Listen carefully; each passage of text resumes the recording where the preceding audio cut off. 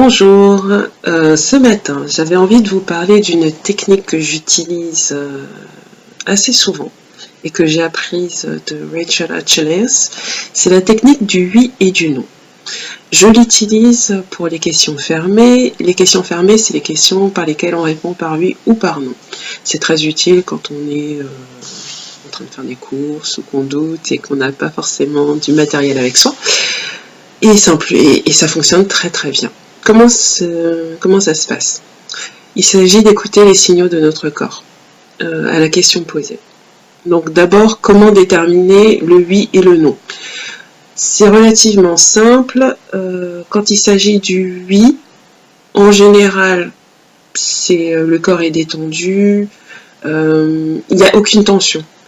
À l'inverse, quand la réponse est non ou c'est pas très clair, on va sentir des tensions.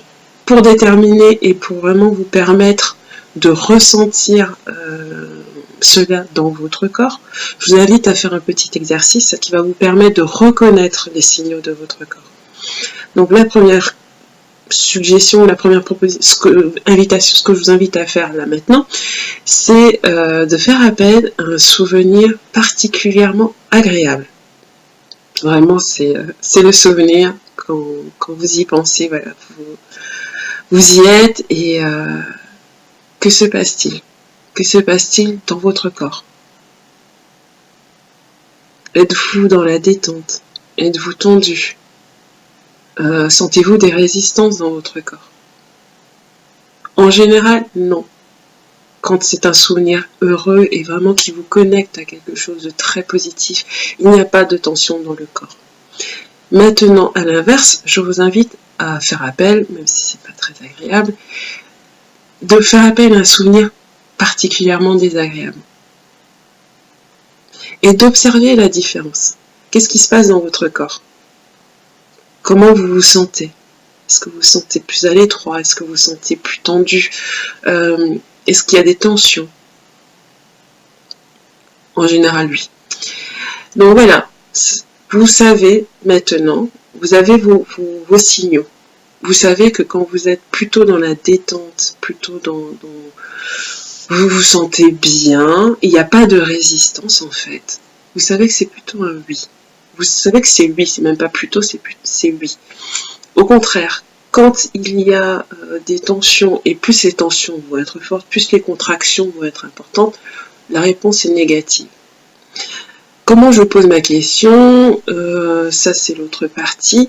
C'est est-ce que, ou la décision, ou le choix que je souhaite faire dans le moment est la plus bénéfique pour moi à ce moment-là? Ça c'est la question que je pose. Est-ce que choisir, alors que ce soit un objet ou peu importe la situation à laquelle j'applique la question, c'est toujours est-ce que c'est la chose la plus bénéfique pour moi à faire à ce moment, au moment où je pose la question. Et je reste à l'écoute. Il arrive aussi des fois que les réponses ne sont pas tout à fait claires. C'est qu'à ce moment-là, voilà, on va choisir, mais on est en conscience que la réponse c'est pas un franc oui ou c'est pas un franc non, c'est un entre-deux. Ou on attend ou on diffère, ou alors on fait le choix en ayant conscience de ça. Voilà, c'était ce que je souhaitais partager avec vous ce matin et je vous souhaite une très belle journée. À bientôt. Au revoir.